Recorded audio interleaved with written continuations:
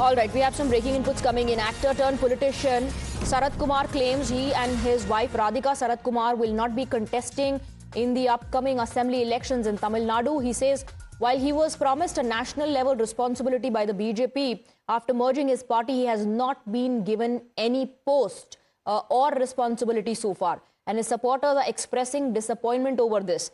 He has also appealed for a position to the BJP and its Tamil Nadu chief Nayanar Nagendran and says he hopes it will be considered.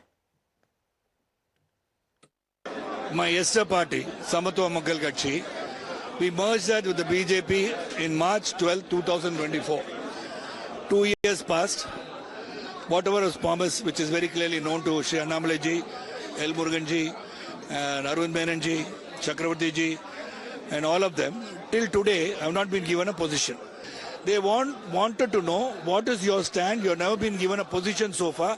Why is it that you are not recognized in this party? I said, let us send a letter to them. Once again, because they have been verbally talking to them. And once I represent tomorrow, we'll represent to them and tell them, please take a decision soon. Let's go across to Dharani for more on this. Dharani, so fissures appear in NDA.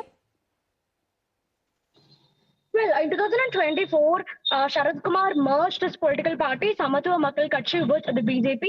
So at that time, he says that the BJP promised him a national role.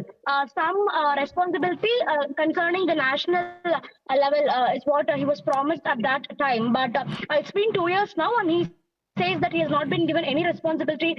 He's not been given any role, and this is very disappointing. Is what Sarath Kumar has made it very clear during this press conference, and he's also went on to say that in the upcoming assembly elections in Tamil Nadu, neither he or his wife Radhika Sarath Kumar, both of them, they'll not be contesting the elections, and he has in fact conveyed his disappointment to Tamil Nadu BJP chief Nayanar Nagendran as far as positions are concerned.